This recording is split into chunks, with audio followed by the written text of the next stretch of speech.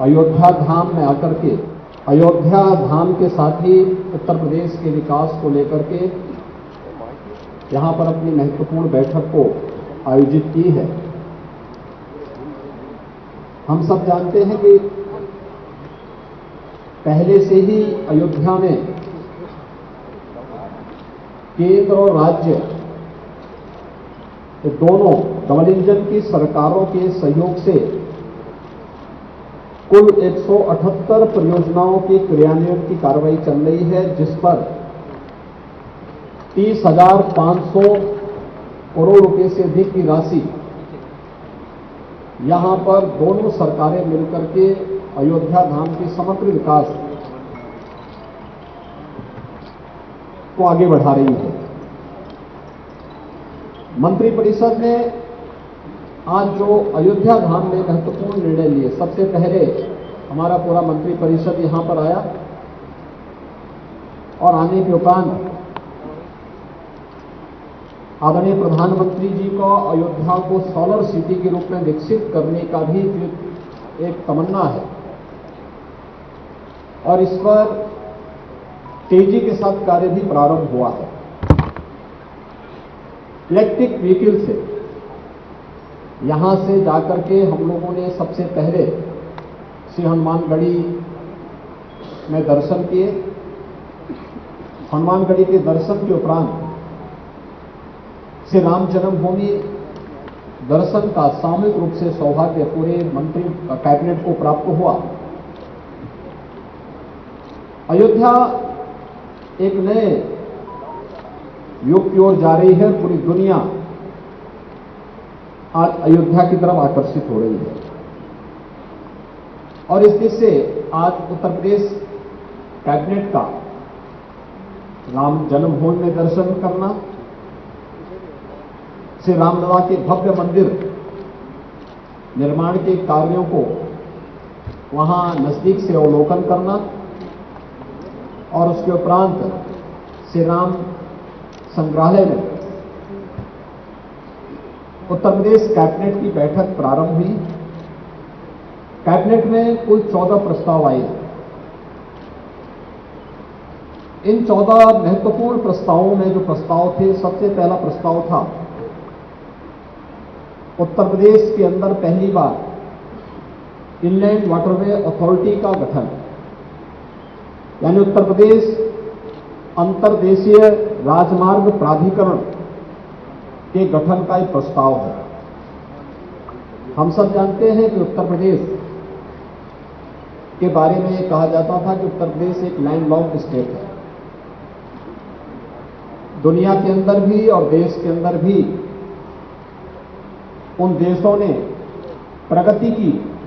जिनके पास जितना बेहतर जलमार्ग है। देश के अंदर भी वे राज्य आगे बढ़ गए थे क्योंकि उनके पास एक्सपोर्ट की सस्ती सुविधा थी, जिनके पास जलमार्ग था। हम सब आभारी हैं प्रधानमंत्री मोदी जी के कि उन्होंने देश का पहला इनलैंड वाटरवे वाराणसी से हल्दिया के बीच में प्रारंभ किया और आज सफलतापूर्वक संचालित हो रहा है। पिछली बार हम लोगों ने देखा था कि 13 जनवरी को दुनिया का सबसे लंबा क्रूज वाराणसी से डिब्रूगढ़ के बीच में भी प्रधानमंत्री जी ने फ्लैग ऑफ किया था। Inland waterway authority Uttar Pradesh में जल यातायात को बढ़ावा देने, इसके माध्यम से वाटर स्पोर्ट्स की एक्टिविटीज को भी तेजी के साथ आगे बढ़ाने, पर्यटन की सुविधाओं में बढ़ोतरी करने के साथ साथ उत्तर प्रदेश को एक्सपोर्ट के एक हब के रूप में,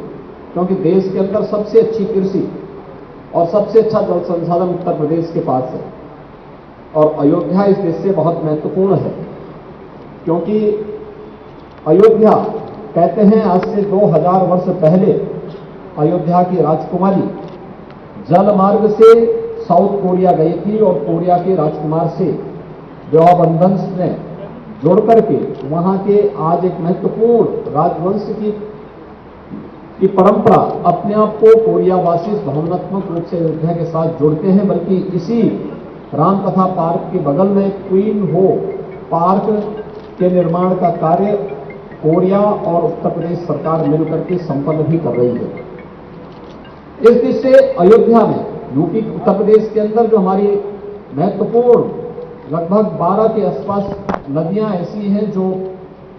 जल यातायात के लिए बहुत मायने रखती है, जैसे गंगा जी में, ऐसे यमुना जी में, सरयू जी में, राप्ती में, गोमती है। इन सभी नदियों में ये सुविधाएं उपलब्ध की जा सकती है। इसके लिए अथॉरिटी भारत सरकार के साथ मिलकर के कार्य करेगी और उत्तर प्रदेश को अपने परंपरागत उत्पाद को या उत्तर प्रदेश के जो कृषि प्रोडक्ट है इसको भी दुनिया के मार्केट में पहुंचाने के लिए, इसको निर्यात करने के लिए एक सुविधा विकसित होगी, जिससे आज इसकी अथॉरिटी के गठन की प्रक्रिया राज्य स्तर पर भी हम लोगों ने करने का निर्णय लिया है। इस कार्यक्रम को आगे बढ़ाएंगे। दूसरा,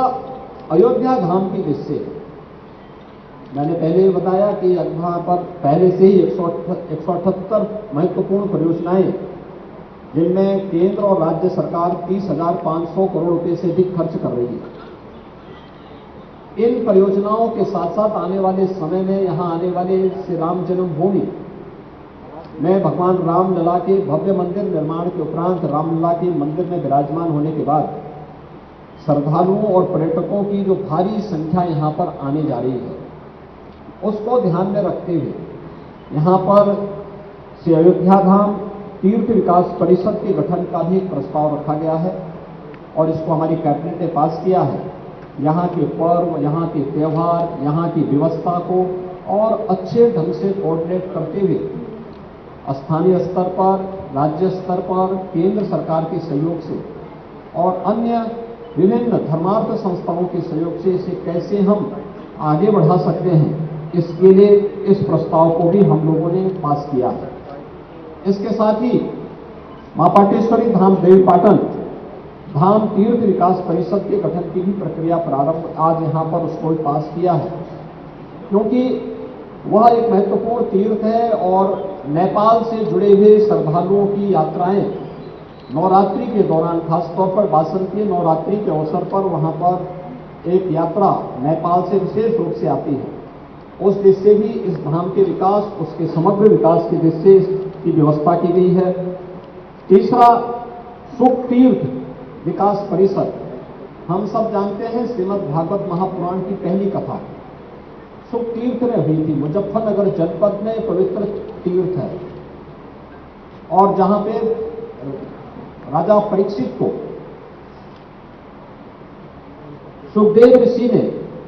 पहली भागवत की कथा वहां पे सुनाई थी और जिसके कारण उन्हें मोक्ष प्राप्त हुआ था। उसे एक तीर्थ विकास परिषद के रूप में विकसित करने के लिए हमारी सरकार ने वहां पे गंगा की एक धारा को लाने में सफलता प्राप्त की है और अब उसे तीर्थ विकास परिषद के माध्यम से आगे बढ़ाने का कार्य करने जा रहे हैं। यह भी यहां पे निर्णय लिया गया। अयोध्या में 25 एकड़ भूमि, यहां पर माझा जमथरा में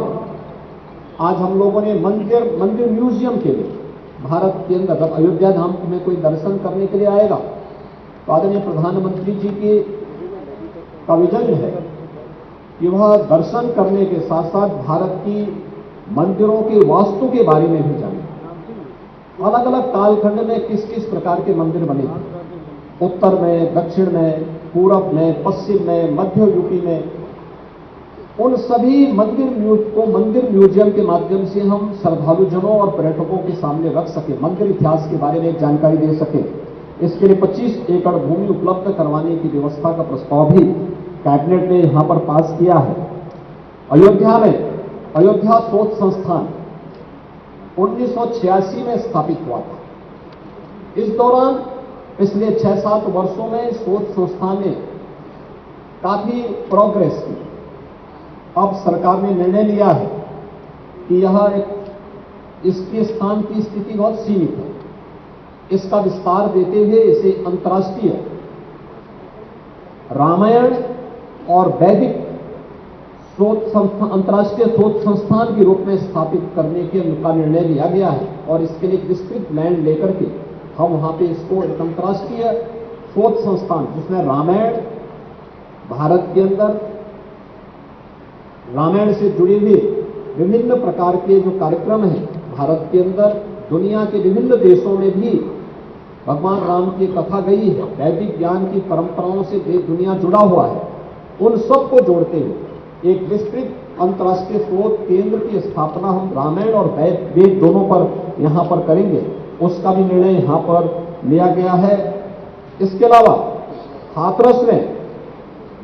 ब्रजद्वार देहरी हाथरस में एक लक्खी मेला लगता है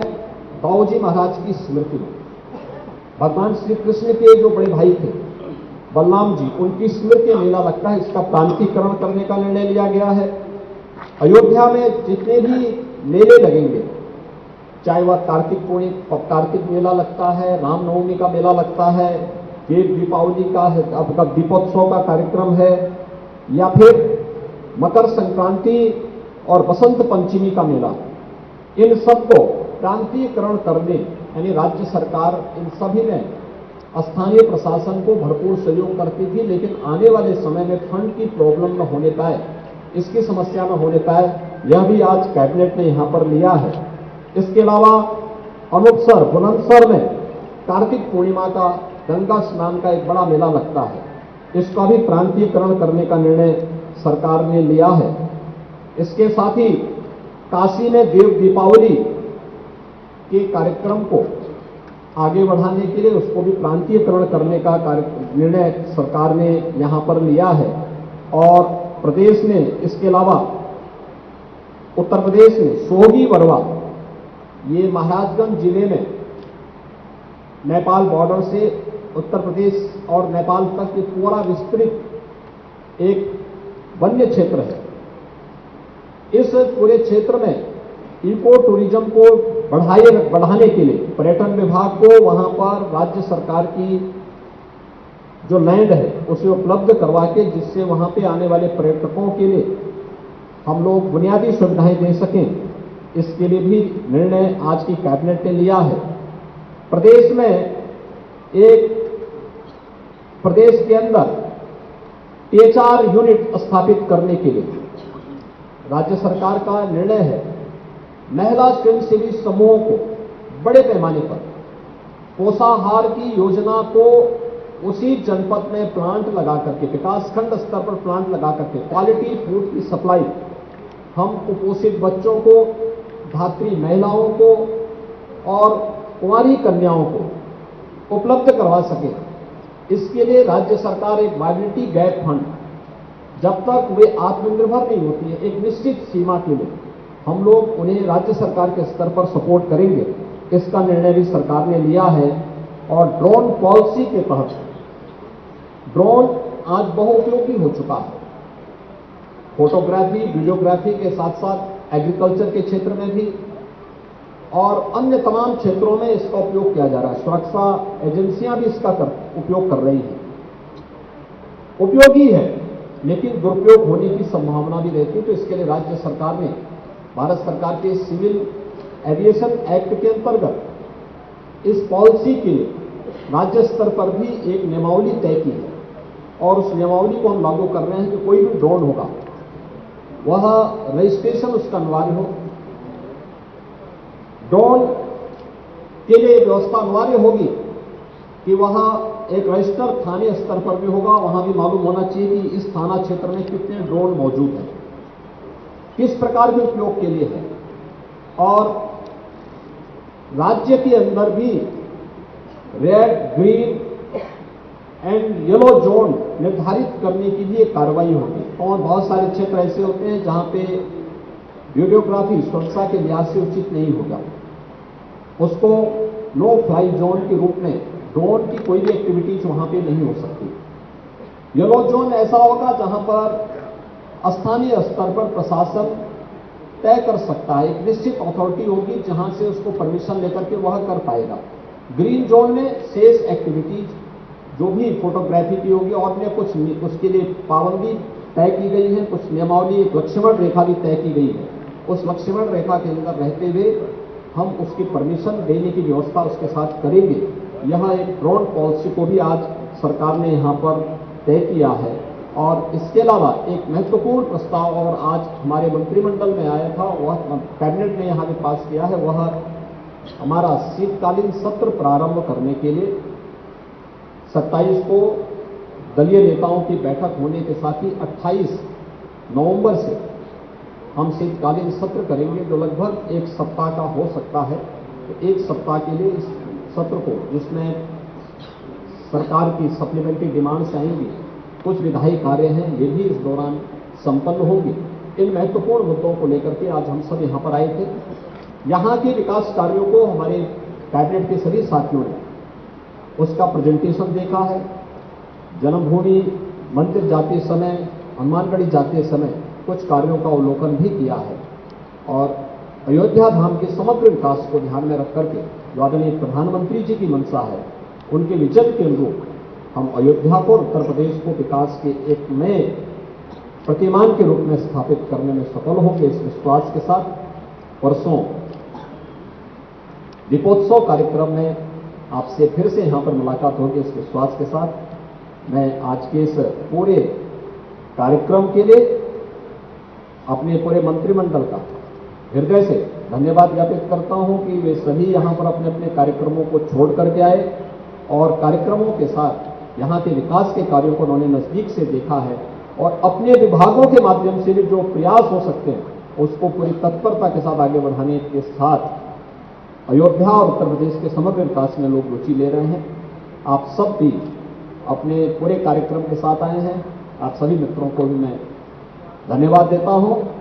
और दीपोत्सव और दीपावली की अपनी मंगल में शुभकामनाएं देता हूं।